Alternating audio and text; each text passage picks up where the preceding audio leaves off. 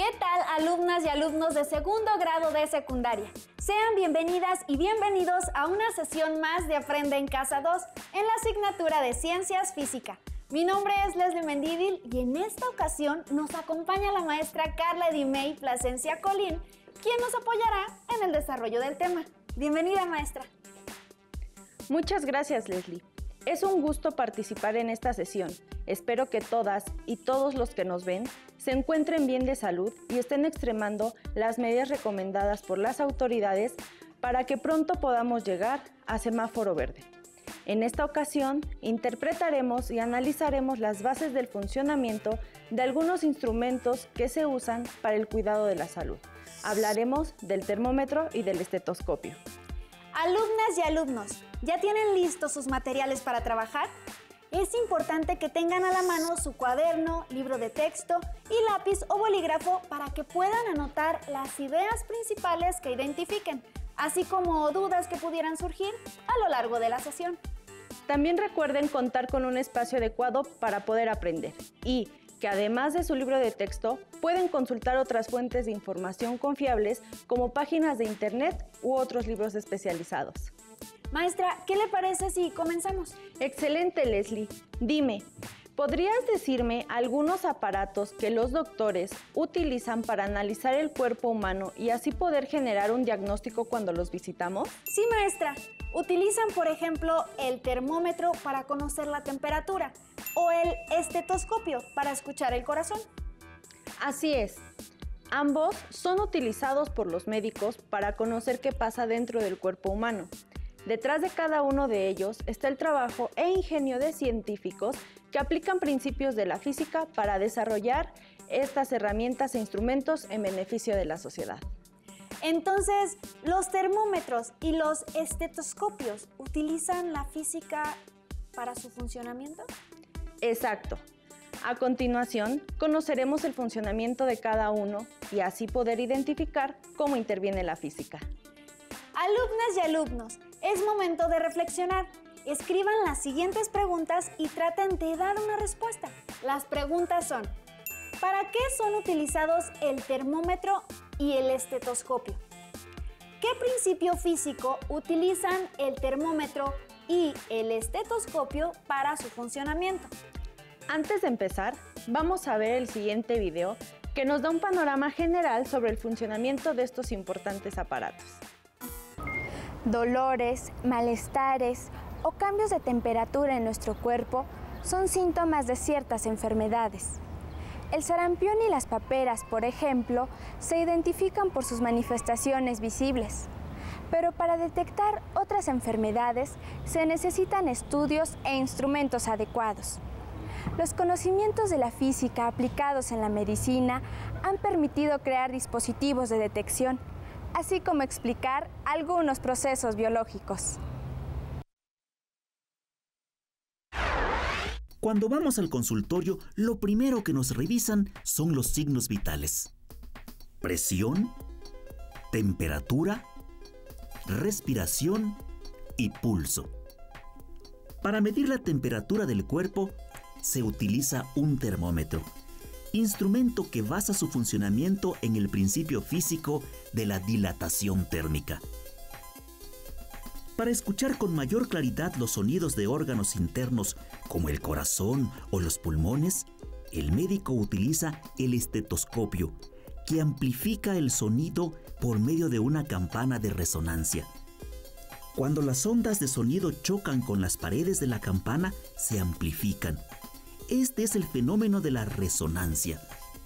Por otra parte, el baumanómetro basa su funcionamiento en medir la presión que se aplica a una arteria, la fuerza que es necesario aplicar para cerrar la arteria del paciente y posteriormente la fuerza con la que fluye la sangre al quitar la presión de la arteria es igual a su presión sanguínea.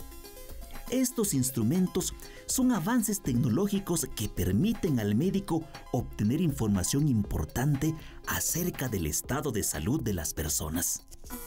Leslie, después de ver el video, ¿puedes decirme cuáles son los principios físicos que utilizan el termómetro y el estetoscopio? Claro, maestra. El termómetro aplica el principio de dilatación térmica y el estetoscopio el de la resonancia del sonido. Muy bien, ahora conoceremos cómo esos procesos físicos permiten el funcionamiento de estas herramientas médicas. Comúnmente se ha utilizado el termómetro de mercurio para medir la temperatura de nuestro cuerpo. A estos se les conoce como termómetros analógicos. Este tipo de termómetros funcionan a partir del principio de dilatación. Pero, ¿sabes qué es la dilatación térmica? Sí, la dilatación térmica es un proceso mediante el cual un cuerpo cambia su volumen debido a un aumento o disminución en la temperatura. Así es. Cuando se aumenta la temperatura de un cuerpo, sus partículas aumentan su movimiento y entre más se separan, más espacio ocupan. Eso es lo que pasa con el termómetro. El mercurio aumenta su volumen después de que nuestro cuerpo le transfiere calor y por eso incrementa el tamaño de la línea de lectura. Entonces, esa línea que marca la temperatura de nuestro cuerpo es el mercurio que se dilató al aumentar su temperatura. Exacto. Actualmente el uso de este tipo de termómetros se ha descontinuado, principalmente porque contienen mercurio. El mercurio es un metal que permanece en estado líquido a temperatura ambiente y tiene un alto coeficiente de expansión térmica. ¿Eso quiere decir que cuando cambia su temperatura varía mucho su volumen? Es correcto. Esta característica hace que una ligera variación de temperatura se refleje en el aumento o disminución del volumen que se puede apreciar a simple vista. Maestra, en el laboratorio de mi escuela he visto que hay unos termómetros que no tienen mercurio, sino una línea roja. ¿De qué material están hechos? Lo que pasa es que esos termómetros usan alcohol en lugar de mercurio.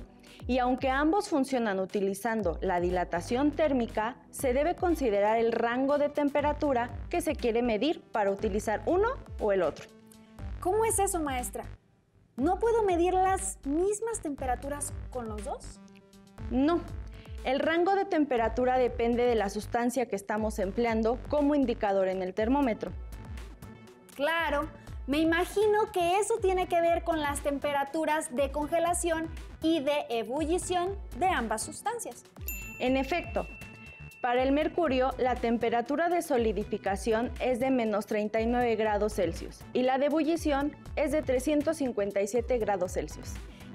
Para el alcohol, tenemos que la temperatura de solidificación es de menos 110 grados Celsius y ebulle a 78 grados Celsius.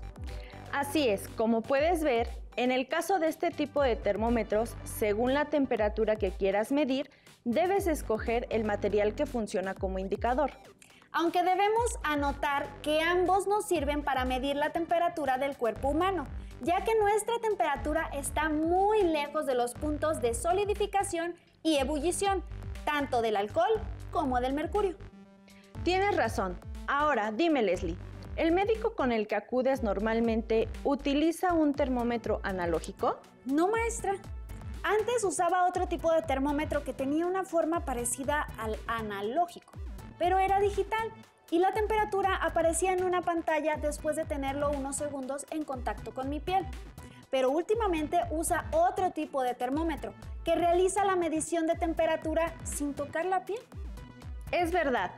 Actualmente, los médicos están utilizando termómetros digitales, sobre todo porque realizan la toma de temperatura con más rapidez. Y como bien lo haces notar, no solo hay un tipo de termómetro digital. Asumo, por la descripción que nos has dado con tu médico, utiliza termómetro como el que se muestra en la imagen. Sí, maestra, tiene mucha razón. Se parece mucho al que el médico usaba para obtener mi temperatura. Ahora ya tengo la duda de cómo funcionan esos termómetros, ya que parece que no tienen ni mercurio ni alcohol. Tu observación es correcta. Estos termómetros usan unos componentes electrónicos llamados termistores.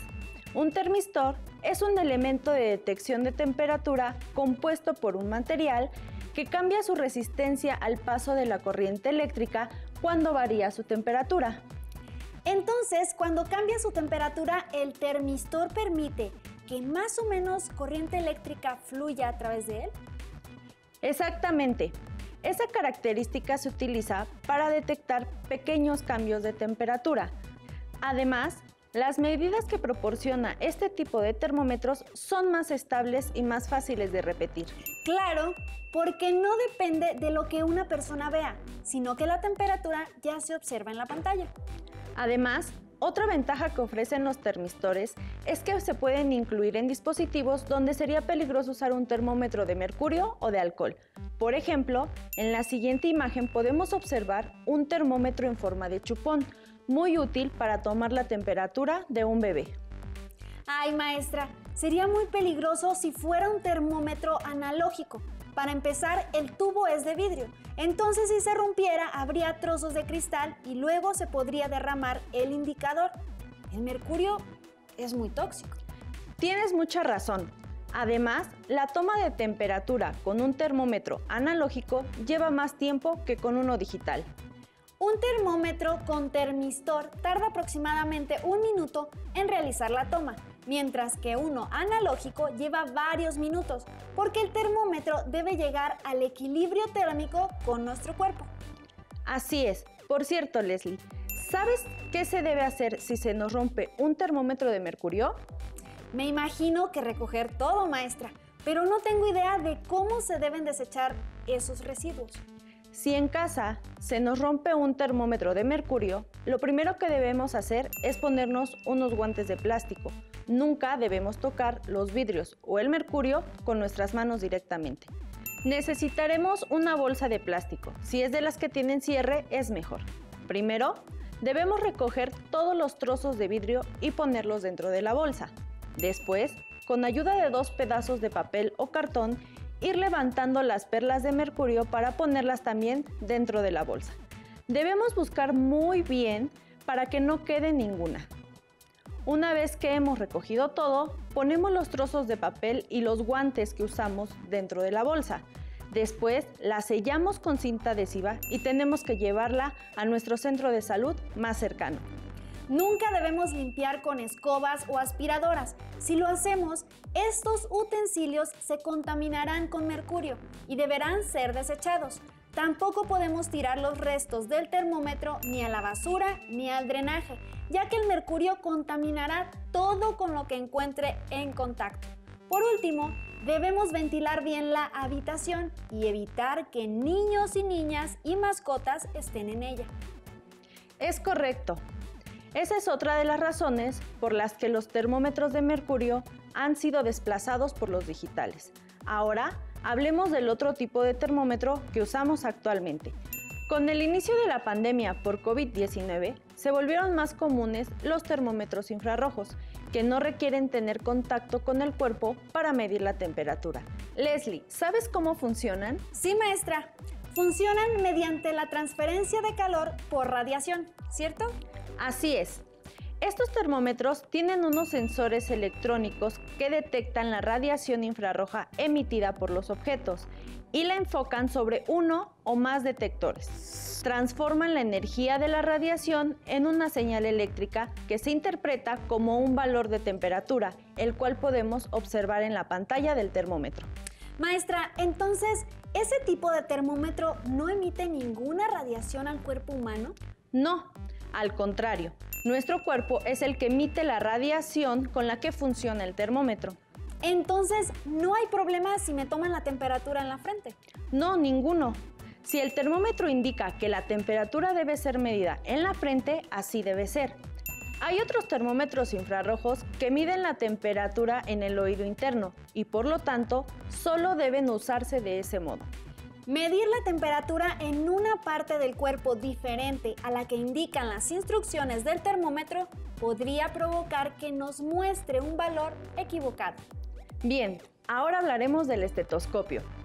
Primero, veamos un pequeño video que nos contará datos históricos de esta herramienta. ¿Sabías que el estetoscopio se inventó por pudor? En 1816, el médico francés René Laennec se disponía a auscultar a una jovencita. Como le incomodaba pegar su oreja al pecho de la paciente, buscó una alternativa. Recordó a 2 niños que jugaban. Mientras uno raspaba un clavo en el extremo de un bastón, el otro escuchaba en el extremo opuesto.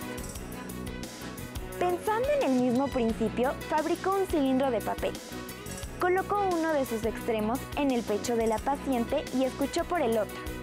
Gracias a su invento, Laennec publicó después un libro en el que describió con precisión varias enfermedades de órganos torácicos, como la bronquitis, el enfisema pulmonar, el neumotórax y el infarto, entre otras. ¡Qué interesante, maestra! ¿Me puede explicar cómo funciona el estetoscopio? Por supuesto. Como ya hemos visto anteriormente, un estetoscopio es un instrumento que utilizan los médicos para escuchar lo que pasa dentro del cuerpo, por ejemplo, el corazón, los pulmones o los intestinos. Este aparato usa el fenómeno físico de la resonancia. Como observamos en el video, el médico francés René Laennec inventó el primer estetoscopio usando un tubo de papel enrollado. Las ondas de sonido que entraban en el tubo chocaban contra su pared, lo que ocasionaba que el tubo vibrara y produjera más ondas, que al sumarse con las que viajaban por el interior, hacían que el sonido se amplificara. Además, el sonido viaja mejor en sólidos que en el aire, así que también había una parte de las ondas que se desplazaban directamente por el tubo de papel. Entonces, ¿es así como funcionan los estetoscopios actuales? El principio es el mismo, pero ahora utilizan otros elementos. En la siguiente imagen podemos observar las partes que componen un estetoscopio clásico. Podemos ver que están compuestas por ojivas, auriculares, conexión en Y, manguera, membrana y campana. Con el estetoscopio se pueden escuchar sonidos de alta frecuencia como el corazón y baja frecuencia como los pulmones. Para los primeros se utiliza la membrana y para los segundos la campana. La membrana y la campana detectan las ondas de sonido y las amplifican porque empiezan a vibrar con ellas. Luego, estas ondas viajan por la manguera hasta llegar a los auriculares que están llenos de aire y es así que alcanzan el oído de quien está realizando la auscultación. ¡Qué interesante, maestra! Pero, como en el caso de los termómetros, ¿existen varios tipos de estetoscopios? Así es. Además del estetoscopio clásico, podemos encontrar que se utiliza el Pinard, que es una especie de cono fabricado de madera o metal y se utiliza para escuchar los latidos cardíacos del feto durante el embarazo. Parece un aparato muy simple. Me sorprende que con su ayuda se puedan escuchar los latidos de un feto dentro del útero de su madre. Así es, al igual que el estetoscopio clásico, amplifica las ondas sonoras mediante un tubo de resonancia, aunque ya tienen la versión moderna que se llama monitor fetal Doppler. Este aparato capta la diferencia entre las ondas de sonido que emite el corazón del feto provocadas por el propio movimiento de este órgano. Esas diferencias entre las ondas son traducidas a sonido, que es lo que escuchamos cuando se utiliza. Vaya, entre más modernos son los aparatos, más complejos se vuelven sus funcionamientos. Tienes razón, Leslie. Vamos a hablar de un último tipo de estetoscopio, el electrónico. Claro. Así como hay termómetros digitales, también hay estetoscopios electrónicos. Me pregunto, ¿cómo funcionan? Su funcionamiento es muy parecido al de un micrófono. Tienen un sensor que genera una corriente eléctrica cuando es perturbado por las ondas de sonido. Esa corriente eléctrica es traducida a sonido por los auriculares del estetoscopio. Estos aparatos presentan varias ventajas sobre los estetoscopios clásicos, ya que, por ejemplo, se puede regular el volumen del sonido que se escucha o pueden tener filtros de cancelación de ruido, lo que permite que el médico pueda aislar el sonido que le interesa. Parece que son aparatos muy sofisticados, pero sin duda deben ayudar mucho a la elaboración de un diagnóstico. Así es, para que experimentes cómo viaja el sonido en el estetoscopio, ¿qué te parece si realizamos uno casero? Me parece muy interesante, maestra. ¿Qué materiales vamos a necesitar? Utilizaremos 2 embudos de aproximadamente 8 centímetros, un globo del número 8, cinta de aislar, 50 centímetros de manguera y tijeras.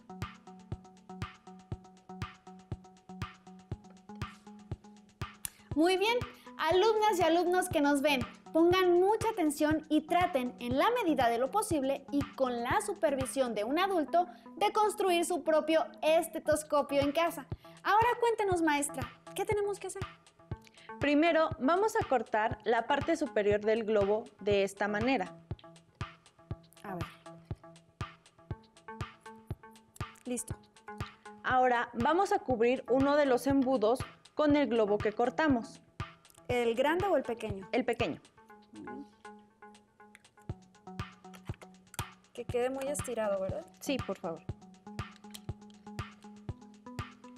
Excelente. Después, inserta el embudo a un extremo de la manguera y sujétalo con la cinta. Muy bien.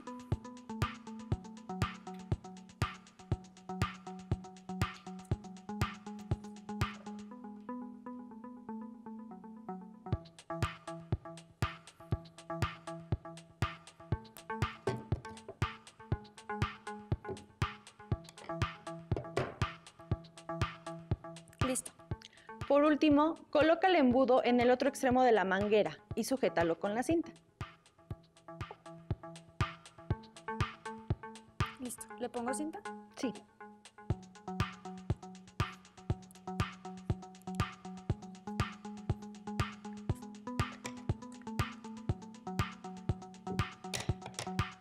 Listo.